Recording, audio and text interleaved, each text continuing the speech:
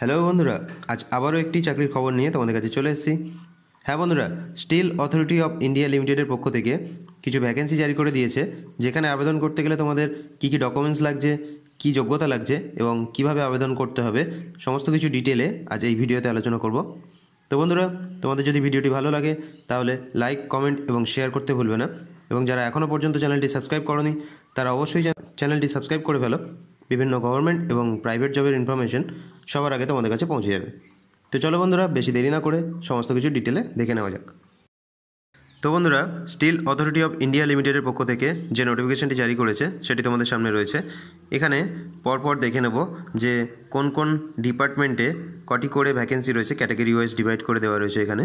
এখানে প্রথমে কেমিক্যাল ইঞ্জিনিয়ারিংয়ে টোটাল 3টে পোস্ট রয়েছে, যেখানে এসটি 2টো সিট রয়েছে, ওবিসি 1টি সিট রয়েছে। সিভিল ইঞ্জিনিয়ারিংয়ে এখানে 3টি সিট রয়েছে, একটি এসসি, একটি এসটি, একটি ওবিসি। ইলেকট্রিক্যাল ইঞ্জিনিয়ারিংয়ে টোটাল 26টি পোস্ট রয়েছে, এসসি 8টি, এসটি 6টি, ওবিসি 12টি রয়েছে। ইনস্ট্রুমেন্টেশন ইঞ্জিনিয়ারিংয়ে টোটাল 7টি পোস্ট রয়েছে, এসসি 2টি, এসটি 3টি, ওবিসি 2টি। মেকানিক্যাল ইঞ্জিনিয়ারিংয়ে এখানে 34টি পোস্ট রয়েছে টোটাল, এসসি 13টি, এসটি 11টি, ওবিসি 10টি। মেটালুর্জি ইঞ্জিনিয়ারিংয়ে তোমাদের টোটাল 5টি পোস্ট রয়েছে, এসসি 1টি আর ওবিসি 4টি। মাইনিং ইঞ্জিনিয়ারিংয়ে তোমাদের টোটাল 14টি পোস্ট রয়েছে, এসসি 5টি, এসটি 2টি, ওবিসি 7টি। টোটাল এখানে 92টি পোস্ট রয়েছে, যেখানে টোটাল 30টি এসসি, 25টি এসটি এবং 37টি ওবিসি রয়েছে। এখানে রিজার্ভেশন কী রয়েছে দেখে নেব। এখানে যেমন এসসি, এসটি, ওবিসি, পিডব্লিউবিডি রিজার্ভেশন থাকে, তেমনই রিজার্ভেশন রয়েছে এখানে।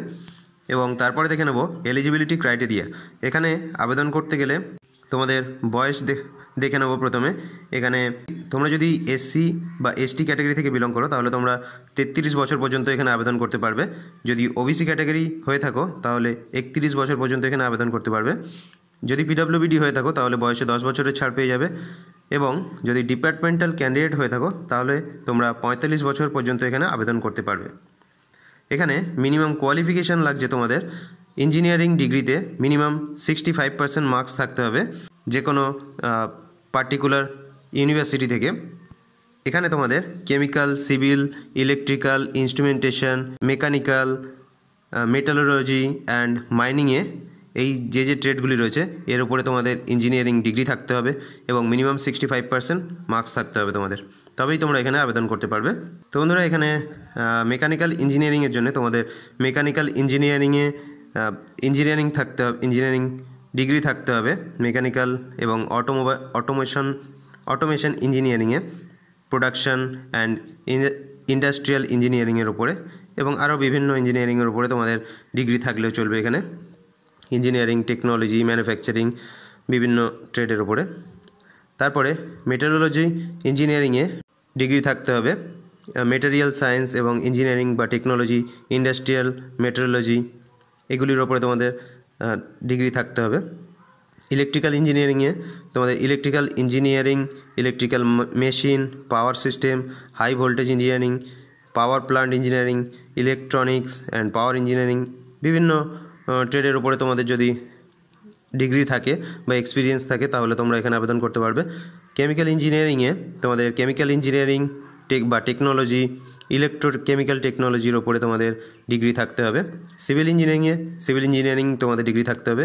ইনস্ট্রুমেন্টেশন ইঞ্জিনিয়ারিংয়ে electronics engineering, electronics and instrumentation, electronics and communication, electronics and telecommunication, electronics and control, industrial electronics, বিভিন্ন ট্রেডের উপরে তোমাদের ডিগ্রি বা নলেজ থাকতে হবে। তারপরে মাইনিং ইঞ্জিনিয়ারিং বা টেকনোলজির ওপরে তোমাদের ডিগ্রি থাকতে হবে বা নলেজ থাকতে হবে। Mining and machinery engineering, mineral engineering এগুলির ওপরে তোমাদের ডিগ্রি থাকতে হবে। যে কোনো একটিতে ডিগ্রি থাকলে তোমরা এখানে আবেদন করতে পারবে। তারপরে এখানে রিল্যাক্সেশন ইন কোয়ালিফিকেশনের উপরে কী রিল্যাক্সেশন রয়েছে। এখানে তোমরা যদি এসসি, এসটি বা পিডব্লিউবিডি বা ডিপার্টমেন্টাল ক্যান্ডিডেট হয়ে থাকো তাহলে তোমাদের 55% মার্কস লাগবে। আর যদি তোমরা আদার্স ক্যাটাগরি থেকে বিলং করো তাহলে তোমাদের 65% মার্কস লাগবে। তারপরে এখানে সিলেকশন প্রসেস দেখে নেব। এখানে তোমাদের সিলেকশন প্রসেস সম্পূর্ণ অনলাইন এক্সামের মাধ্যমে হবে, সিবিটি টেস্ট হবে। এখানে কম্পিউটার বেসড তোমাদের টেস্ট হবে যেটি তোমাদের জানুয়ারি 2024-এর মধ্যেই এক্সামটি হবে। বিভিন্ন সেন্টার রয়েছে, বেঙ্গালুরু, বাদোদরা, তারপরে ভোপাল, ভুবনেশ্বর, জামশেদপুর, বিভিন্ন জায়গায় তোমাদের সেন্টার রয়েছে, সেখানে যে কোনো একটিতে তোমাদের সেন্টার পড়বে। তো তারপরে যারা সিবিটি এক্সামে কোয়ালিফাই করবে তাদের জন্য গ্রুপ ডিসকাশন এবং ইন্টারভিউ রয়েছে। ইন্টারভিউতে পাস করলে তোমাদের তারপরে ট্রেনিং চলবে, ট্রেনিংয়ের পরে তোমাদের জয়েনিং হবে। তো তোমাদের এখানে পে স্কেল দেখে নেবো। তোমাদের এখানে 50,000 করে তোমরা বেসিক স্যালারি পেয়ে যাবে। তারপরে এখানে বলেছে 50,000 থেকে 1,60,000 পর্যন্ত তোমাদের স্যালারি রয়েছে। তারপরে স্ল্যাবে রয়েছে 60,000 থেকে 1,80,000 পর্যন্ত তোমাদের স্যালারি। তো এখানে কিভাবে আবেদন করতে হবে, এখানে সম্পূর্ণ অনলাইনে তোমাদের আবেদন করতে হবে। এখানে অফিসিয়াল ওয়েবসাইট দেওয়া রয়েছে www.sel.co.in। এই ওয়েবসাইটে গিয়ে তোমাদের অনলাইন অ্যাপ্লিকেশনটি করতে হবে। তো এখানে তোমাদের কি কি ডকুমেন্টস লাগবে দেখে নেব। এখানে ভ্যালিড ইমেল আইডি লাগছে এবং যে পাসপোর্ট সাইজ ফটো থাকবে তোমাদের জেপিজি বা জেপিইজি ফরম্যাটে, সেটি 50 কেবির মধ্যে হতে হবে। এবং তোমাদের সিগনেচার লাগছে জেপিজি বা জেপিইজি ফরম্যাটে 20 কেবির মধ্যে হতে হবে। তারপরে এখানে তোমাদের ফিস, অ্যাপ্লিকেশন ফিস লাগছে 700 টাকা, যারা ওবিসি রয়েছে তাদের জন্য। এবং যারা এসসি, এসটি, পিডব্লিউবিডি বা ইএসএম বা ডিপার্টমেন্টাল ক্যান্ডিডেট রয়েছে তাদের জন্যে 200 টাকা অ্যাপ্লিকেশন ফিস রয়েছে। এই অ্যাপ্লিকেশন ফিসটি তোমরা বিভিন্ন ওয়েতে পেমেন্ট করতে পারো, net banking, credit card, ATM, debit card, বিভিন্ন ওয়েতে তোমরা এখানে পেমেন্ট করতে পারো। তো বন্ধুরা, তারপরে দেখে নেবো তোমাদের ইম্পর্টেন্ট ডেটস।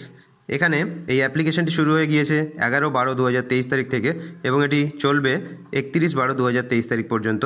তো বন্ধুরা, এই ছিল সমস্ত কিছু ডিটেলে তোমাদের অ্যাপ্লিকেশন প্রসেস। তোমরা যারা ইন্টারেস্টেড আছো স্টিল অথরিটি অফ ইন্ডিয়া লিমিটেডে জব করার জন্যে, তারা অবশ্যই যে অফিসিয়াল ওয়েবসাইটটি বললাম সেই ওয়েবসাইটে গিয়ে অ্যাপ্লিকেশনটি করে ফেলো।